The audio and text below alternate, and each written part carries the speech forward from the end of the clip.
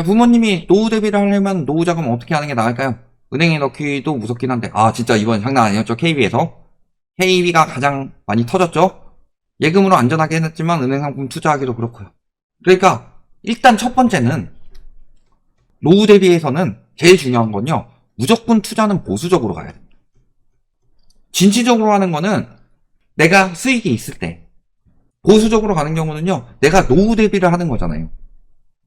노후 대비를 물론 뭐 미리 해놓으시는 분들도 있고, 한 30대 40대 막 이때부터 노후 대비를 준비를 한다 라고 한다면은, 요런 분들은 조금 더 공격적으로 생각을 해보실 수 있겠지만, 진짜 은퇴 이후 혹은 은퇴에 가까운 나이에서는 무조건 보수적으로 해야 돼요. 그 다음에 두 번째로는 귀가 얇으면 안 된다.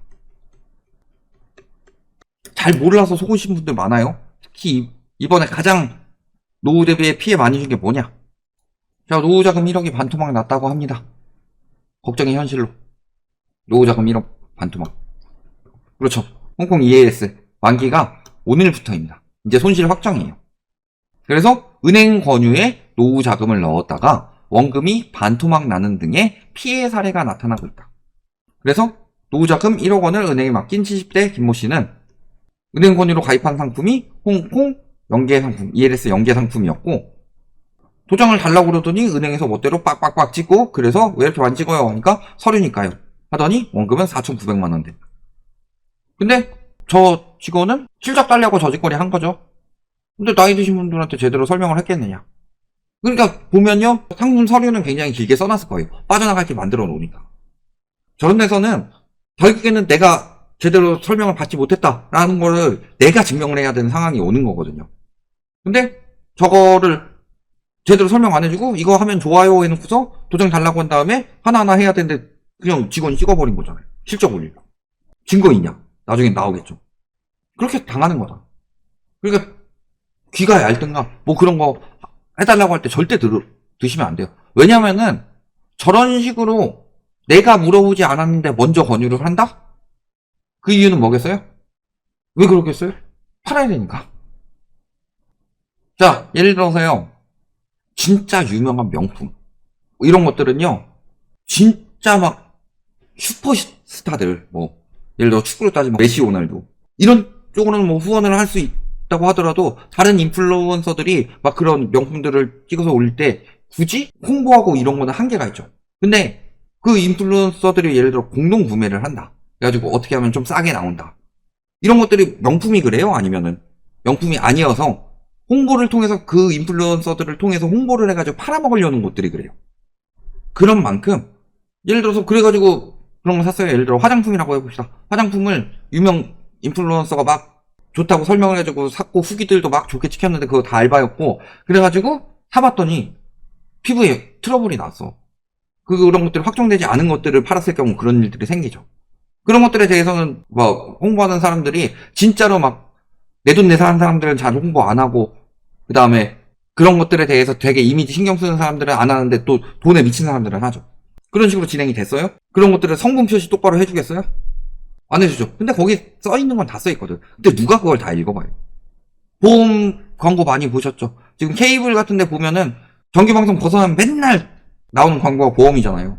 그러면은 막 보험 뭐가 좋아요 막 이런 식으로 이야기하다가 문제가 될 거는 끝에 막 아웃사이더 랩을 하죠. 문제시 뭐뭐가 될 수 있고 뭐뭐가 될 수 있고 이럴 경우는 원금이 보장이 안 되고 이런 거 됩니다 라고 하면 제일 마지막에 쭉 이야기 하잖아요. 그런 거랑 똑같아요. 그것도 안 하는 거고 이런 식으로 당한 거예요. 노후 자금 절반이 날아간 거예요. 그러니까 은행에서 얼마나 양아치들이 많냐. 이번 달만 8천억 만기 들어오는데. 그래서 첫 번째로 생각을 해야 될 거는 아까도 말씀드렸지만 보수적으로, 그 다음에 두 번째로 보셔야 될 거는 모르는 걸 하면 안 된다. 그러면 보수적으로 해야 된다는 거는 안전자산과 위험자산이 있는데 여기서 내가 생각을 잘 해야 된다는 소리예요. 근데 우리가 제일 많이 가스라이팅 당한 것이 부동산은 실물이니까 안전자산이다 라는 건데 부동산은 위험자산 중에서도 최상위권 위험자산입니다. 그 다음에 주식, 코인 이런 것들이 위험자산이고 안전자산은 현금, 달러, 금 이런 것들이고요. 그래서 만약에 노후에 대비로 부동산을 생각을 하고 계신다 그러면은 시대 차익을 보려는 생각보다는 이걸 토대로 내가 얼마를 빌리고 얼마를 보증금으로 메꾸고 얼마를 내 돈을 써서 나오는 월세가 어느 정도 되느냐. 근데 금리가 올라가더라도 내가 이거 안정적으로 돈을 벌 수 있느냐. 이 부분을 계산을 해보셔야 돼요. 지금 기준으로 하면은 예를 들어 대출 이자가 한 7%, 8% 정도까지 나온다고 했을 때도 내가 수익이 나느냐. 이런 부분을 고려를 하셔야 되는 거예요. 근데 지금 상황에선 첫 번째로는 가격이 떨어지면서 노후 자금을 털어먹을 수 있다. 그러니까 부동산 투자를 통해서 노후 대비를 하려면요. 다거 같은 데 사시면서 이런 거 있잖아요. 내 집 마련하고 여기 전세 놓고 여기 월월월월. 그래서 여기서 얻는 수익이 이자 비용을 넘어서는 경우. 이런 식으로 투자를 많이 하시잖아요. 이것도 언제? 가격 정상화 이후에. 그러니까 지금도 맨날 속이는 거예요. 노후 하시는 분들 상가 사서 건물주 되세요. 다가구 사서 월세 받으세요. 지금만 망해요. 진짜 노후 자금 한 몇 억씩 준비해 놓으셨던 분인데 상가 잘못 사서 계속 손실만 보다가 결국 상가는 경매로 날리고 해지 주우시는 분들도 있고, 또 다가구 같은 경우도 잘못 사가지고 빠져나오지 못하신 분들도 굉장히 많아요. 이런 것들 조심하셔야 된다. 결국에는 가장 좋은 건요, 연금. 솔직히요, 집 있으신 분들이요, 주택연금 빨리 가입하시는 게 좋아요. 이건 집값 떨어지기 전에 가입하시는 게 맞아. 근데 보통 이제 주택연금이 또 9억에서 12억으로 한도 상향됐잖아요. 이 정도 가지고 계신 분들은 주택연금 빨리 가입하시는 게 좋죠. 더 떨어지기 전에 현재 가격으로 책정해서 나오는 것이니까. 이런 것들 가입하시는 게 최선이고, 주택이 없으신 분들이라면 아무래도 예를 들어 뭐 주식 같은 경우는 진짜 잘 알고 오래 해보신 분들이 나이 먹어서도 하실 수 있는 거예요. 근데 내가 그거를 처음으로 들어가겠다? 이런 것들은 쉽지 않다는 거죠. 그렇다는 거고, 앞으로 당분간 대세는 금리 인하 시기. 지금 미국에서 금리 인하 이야기가 나오고 있죠. 금리 인하 시기에는 달러랑 미국 채권이 뜰 것이다. 왜냐면 미 채권에 수요가 몰리기 때문이죠. 이거 저희가 작년에도 계속 이야기를 했던 부분인데 드디어 기사가 하나 떴습니다. 자, 시장 금리 하락 시 미국 국채 투자가 매력적이다. 지금 달러 가지고 있는데 환율 어떻게 보시나요? 이 부분도 마찬가지예요. 이 부분도 같이 보셔야 될 내용이에요. 그래서 내년 최종 금리 중간값을 4.6%, 지금 5.5%에서 세 차례 내려서 4.75까지 보는 거죠. 저거 중간값이니까 4.5에서 4.75 이런 형식으로 들어가는 거예요. 그러면은 이렇게 내려간다는 소리예요. 그러면은 미국 채권 자체가 금리가 5%에서 계산하기 어려우니까 조금 더 붙여서 6%에서 5%로 내려간다고 해봅시다. 계산하기 편하게. 그러면요, 그만큼 가격이 올라간다는 소리예요. 그러면 1,500원에 채권 가격이 딱 떨어진다 라고 하면요, 현재 채권 가격은 5% 붙여서 10,000원이라는 소리죠. 근데 그 전에 6%일 때는 9,900원이라는 소리예요. 그럼 100원 오르잖아요.